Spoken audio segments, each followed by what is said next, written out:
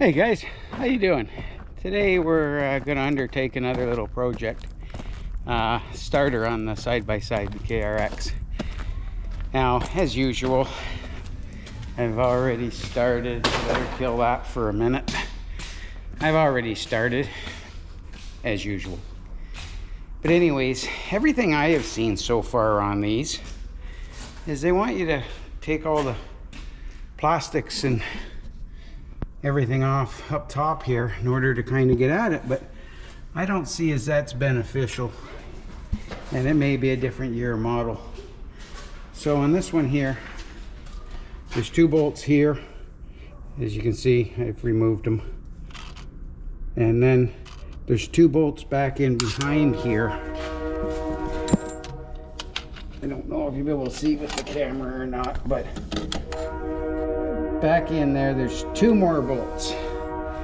Not in the greatest place, might I add, to be able to get at it, but I have found that if we take an extension, they're only 8 mil, so we take an extension like we're afraid of our work, and then we put a swivel on it, you can get in there and get at them two bolts.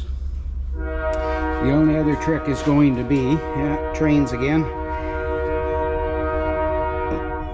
Okay, now the only other trick is going to be can we get it out far enough to get at the cable on the back? I've had a starting problem, hesitates bad. Went through the starter relays, and we've changed them twice, and the last one went up in smoke as well, right off the bat almost. Now, I always suspected the starter, but I was hoping for the best. So anyways, I'm pretty confident we got to shorten the starter, or in the cable even. So once I get the starter out, I'm going to send it in, have rebuilders check it all out and rebuild it. And I'm going to pull that cable back through and examine it and make sure there's no burnt spots, because it simply comes from the starter solenoid right to the starter. One cable, that's it. Okay, so let's see if I can get this out of there now, and we'll keep you posted. It's on that not enough flex on the hose, on the cable. Yeah. Okay, a little update we've come up with, which we better kill that radio quickly here before we get caught for copywriting. But we've discovered that actually these two bolts don't go through to the starter. It's the two on the back, but you have to remove the bolt in the bracket that holds this hose, because the bolt gets in your way for getting in the bottom of the bottom hole. But we've got it out that far. Now it's just trying to get to the cable, but I think we're going to have to disconnect the other end of the cable and feed it through so that we can get at it, because you can't seem to get the rubber mount off. So until we get that far. Okay guys, with a little bit of fight and struggle, we got it out. It wasn't crazy. So this is what you got on this KRX starter, and you can't turn the end of this one.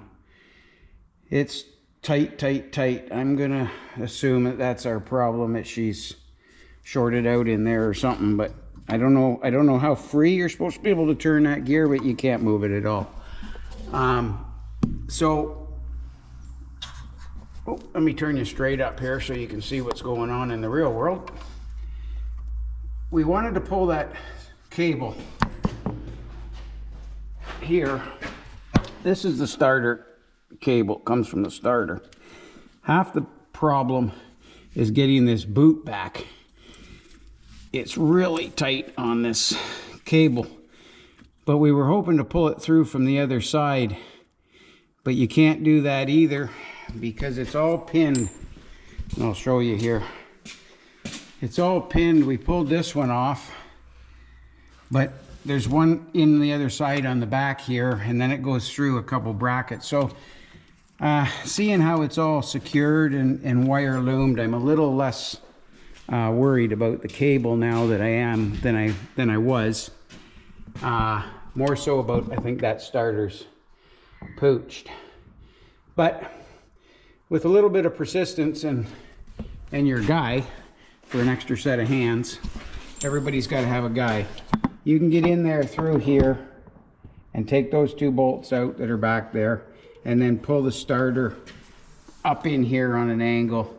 One guy hold it, the other guy work at getting the cable off. And you can do it. Oh, it's not too bad without having to tear everything else apart. So that's what we're left with now. We'll get her checked out, and we'll let you know when we get her back together. Well, that's another story.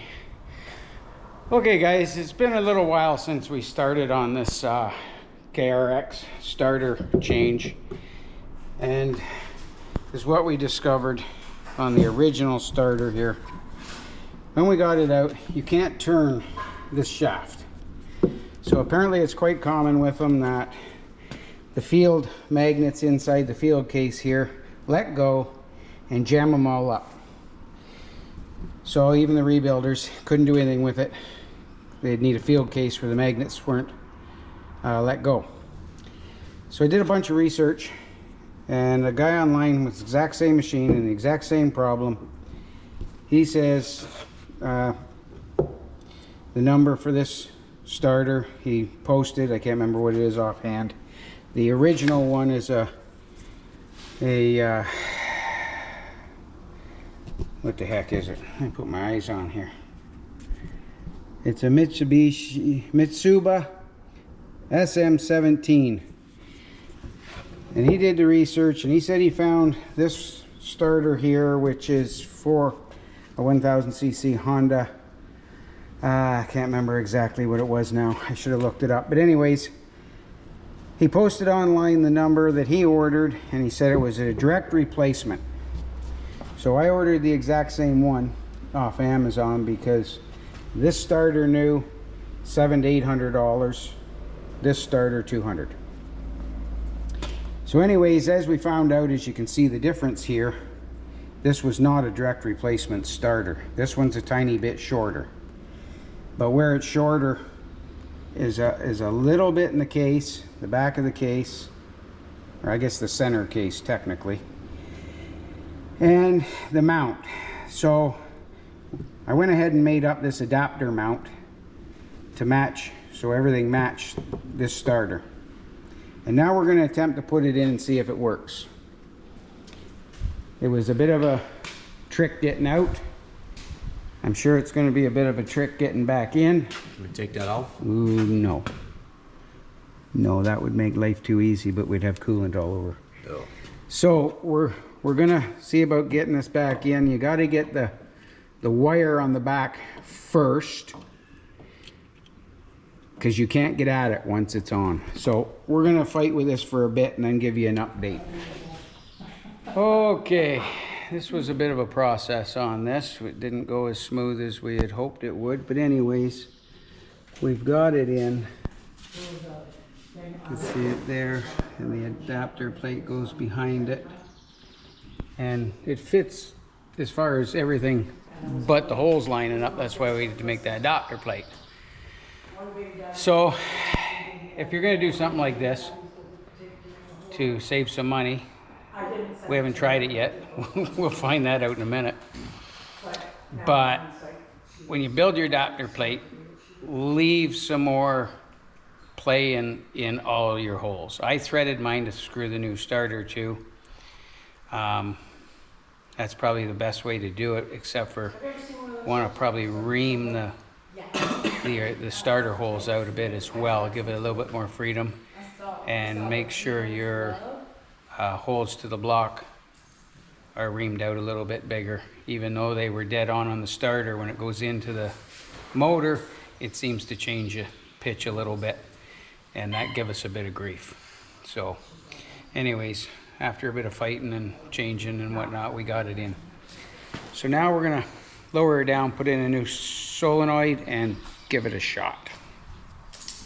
Okay, guys, we've got her down on the ground.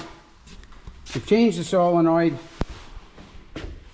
put a new solenoid in there because the last one, couple burned up. Hooked the battery back up. So now is our moment of truth. Oh, like a kitten. Like a kitten. Nothing's on fire. Okay. No smoke. It hasn't it hasn't started that good, and probably since I got it. And I don't even know if when I got it, it started that good. It's always had that delay, eh, hun? Yeah. So that starter was probably no good from, well, almost new when I got it. Because I got it, it only had 700 kilometers on it, and it never started that good. So, Kawasaki KRX, ridiculous price starter, $700, $800 for the factory starter. Go on Amazon. When I edit this, I will try and remember to grab the number. According to my starter guy, rebuild guy, this same number starter comes with like 3 different size cases, and that may be why the guy that I got the number from and the thread I got it from, maybe why he got lucky and he got the one with the long case. But I didn't get that lucky because I'm not that lucky. So I made an adapter bracket, so put a starter on it with a little bit of time and aggravation for a couple $100. No, it wasn't even that, was it? 100. I'll have to look it up. But anyways. Take some advice from me, buy a new starter. Well, it's just you can't see what you're doing in there to line things up or get the holes to match. So the best you can do is do it off of the other starter. But Tell me how long it took us to do it. no, never mind that. That's not important. How long did it take you to do it? It should have took about an hour. And how long did it actually That's take? not important. Don't listen to these people. It's not important how long it did take. It's just a matter of it worked. But leave yourself some leeway in the holes when you do it. Make them lots of room, because once the starter actually seats into the block, that's what lines it up. So if you're a little off on your holes and they're bigger, it's not really making a difference. We shimmed this starter with 2 washers on each leg to our block that went to the motor. So hopefully if this helps somebody, you can do it. If not, spend $800 and buy a factory starter. Till the next one, that's all.